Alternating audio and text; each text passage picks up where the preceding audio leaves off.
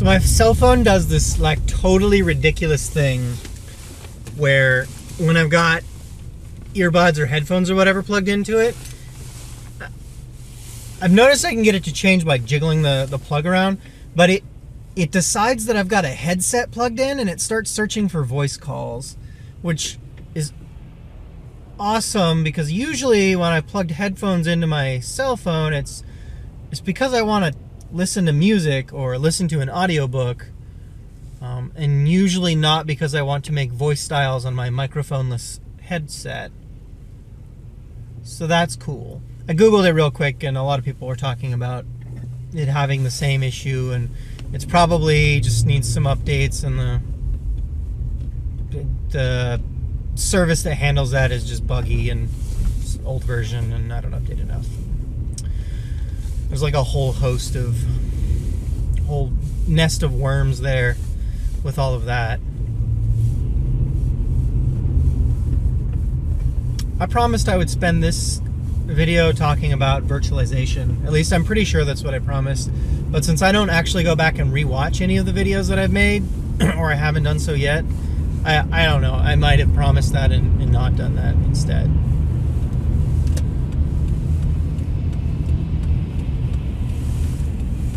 Just like I said, it's when you use software to pretend to be a specific kind of hardware that you don't have present. A lot of people use it so that they can put a bunch of servers on a single piece of hardware,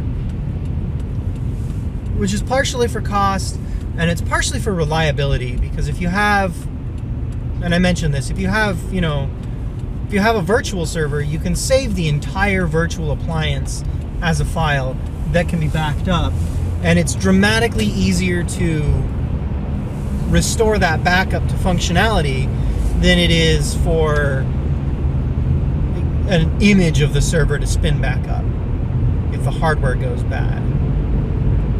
So you've kind of separated out the actual server itself, you've separated out the logical server, all of the processes that you're running, the services that you need to do, and all the files that you're storing.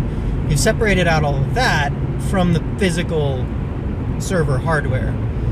And that way, if something fails, it's much, much easier to work around it or get past it.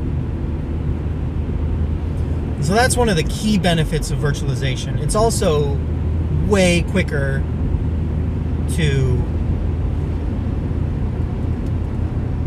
for testing. You can have, a base appliance that's just a test machine, say, and with some configurations, copy that appliance, spin it up on a host, and then run it into the ground with some kind of software, figure out why it ran into the ground, and then load up another copy of the base and run it into the ground a different way, and then you can figure out all the bugs that way, and you don't have to keep rebuilding computers. You can just delete the old files because it's not important.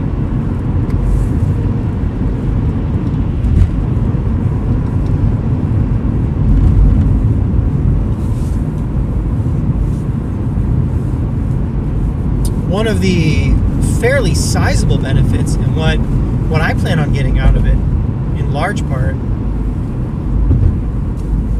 so this goes back to my argument, or my discussion, my decision about exactly how much I want the host to do. Because one of the advantages is that you can have this computer it gives you a lot of the advantages of a dual boot situation without having to shut down your computer to use it. So a lot of Linux users like to dual boot, and they'll have a Linux partition and a Windows partition because there are some things that just work better in Windows, and for the most part that's video games. If you're a heavy Linux user, you can get done almost everything you want to get done in Linux. It's just that there are some, mostly games, but some other production software that just works better in Windows because that's how it was designed.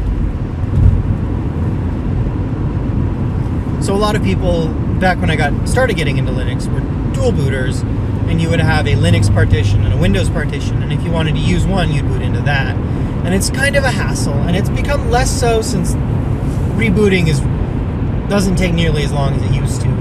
Back in the early 2000s, when it was like a 20-minute process to reboot your computer, it's like 5 now, so it's not huge, but it is still kind of a hassle to have to shut everything down and then power back up again.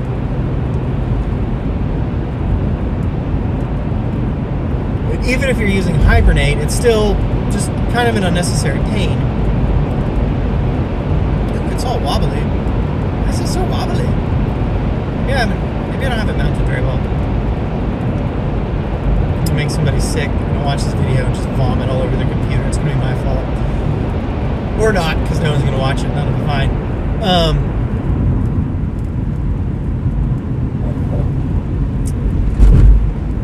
One of the advantages of that, where was I? Yeah. So if you virtualize, you don't have to reboot. You can just fire up the virtual machine, and then you only have one boot time, and you can still do everything you were doing on your original computer, which is super duper awesome. That's really great. And if I can get a computer that will run games virtually, then I can go back to teaching myself to be a proper Linux user, which is kind of what I wanted to do all along.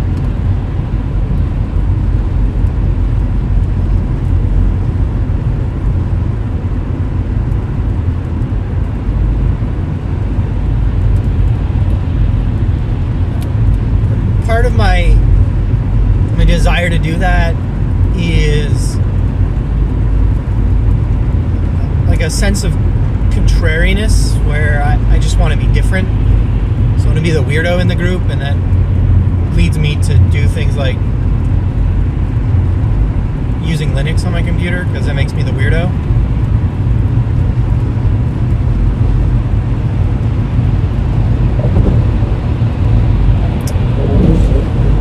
But that also leads to, other things that are, this guy is just going to take this spot, and the rest of us have to deal with it. That's okay. There wasn't anyone behind me.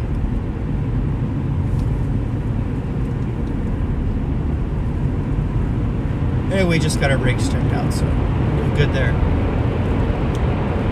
Make it? I'm going to make it. I'm like super low on gas, and I should have got some before I went into work today, but I did not, because I'm lazy.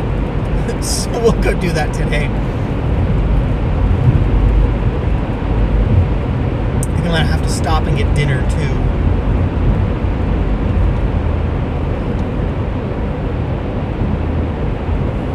I'm gonna look back over my posts. I keep saying I'm gonna do this, and I never do. See what I need to do to upload them, and just try and get the very first one uploaded, and then start uploading and scheduling all the rest of them, and then have videos online so that I can start doing this as a regular thing. I kind of enjoy this. I'm liking doing this, so I think I'm going to keep doing it. We'll see how much work the back end of it is. Probably a lot. It just means less time for video games. And that's not what I want.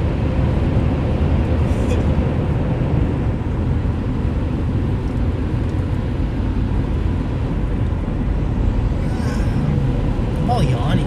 Got off kind of late tonight. It's about 45 minutes later than it usually is when I make this drive. Although it's as dark as it normally is. At this time of year, it starts getting dark at like 4:30.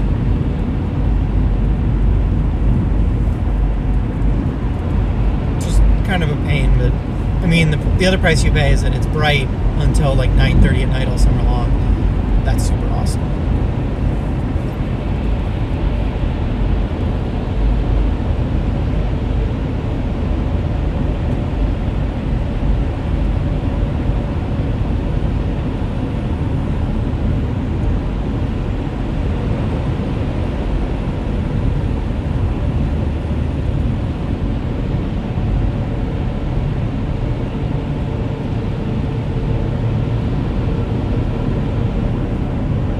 Oh, I just fell into a thought hole there, and that was kind of a TMI land, so we'll just not go there. Yeah. I want to move on to some other topic, but I'm like at the end of the drive. There isn't really time for me to address anything new or interesting, and I don't really know what I have talked about and what I want to talk about. So I think what I will do is sign off here. This has been a super short video. I think I covered most of the things I wanted to talk about.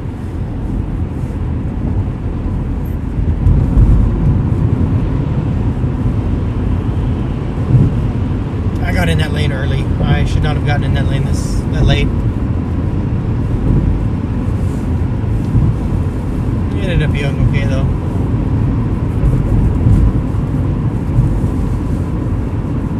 Anybody coming down? Nobody's coming down from Bellevue Way, so we're good. Well, can't wait to put these up and see how identifiable this is. Like, can you read the signs? You probably can. Probably know exactly where I am. Dun dun dun! Which is fine because like nobody's gonna watch these except the NSA. Hi NSA. I waved, but you couldn't see it. They could see it because I have a selfie cam. So they saw that. Hi guys, girls, whoever, in between, whoever you identify. All right. Well. Let me get in a different lane. I'm going to go a slightly different way. I'm going to take care of some errands before I head home. But this has been a video. We discussed virtualization. I think I'm going to leave it there until I actually start building my system. And then I think it would be fun for me to try doing that and putting together videos of me setting up the whole shenanigans.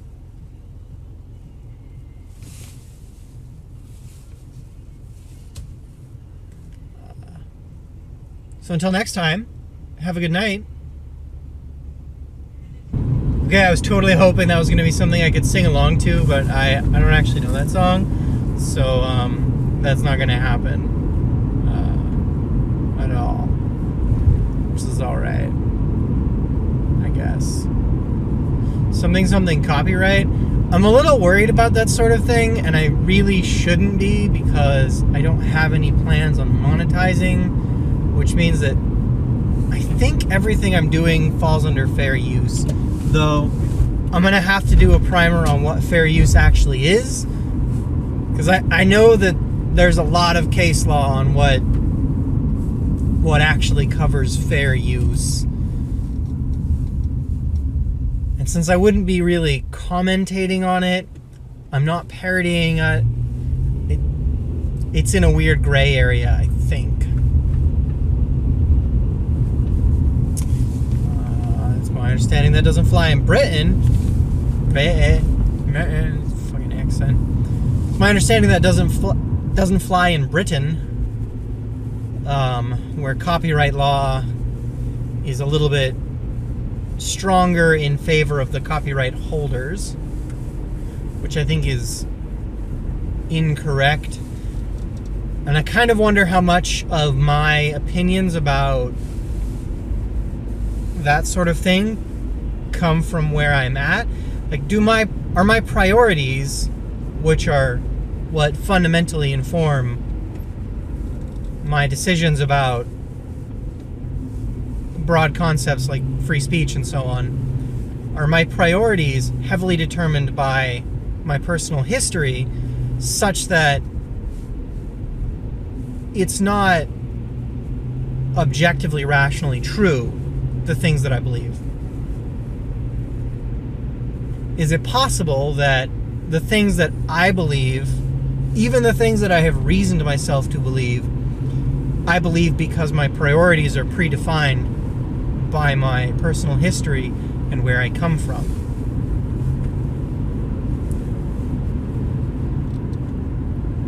Which I think is a really important question to ask in terms of metaethics, the actual study of ethics itself. If we consider ethics as a study to be the study of what is and is not ethical, metaethics would be the study of what does it actually mean to be ethical? Where do ethics come from, and how do we determine ethics, and so on. And in that sense, how much of my ethical and metaethical precepts are determined by my history before I get a chance to reason them. And so is my reasoning just a way for me to justify?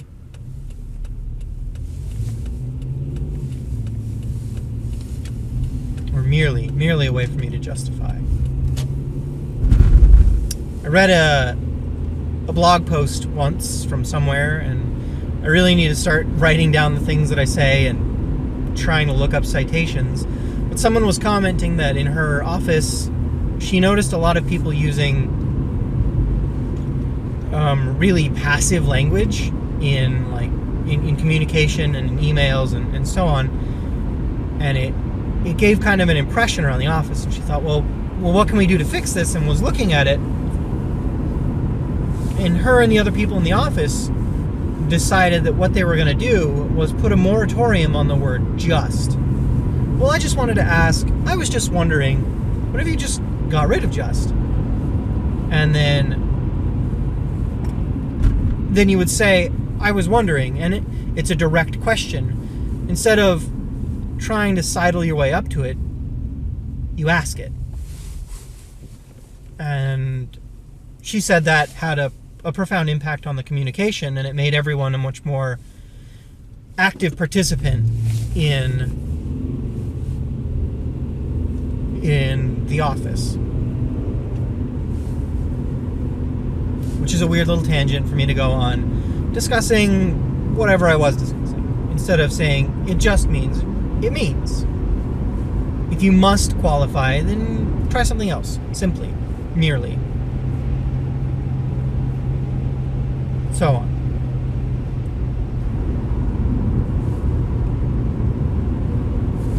What else is going on? Yeah. Nothing I feel like singing to.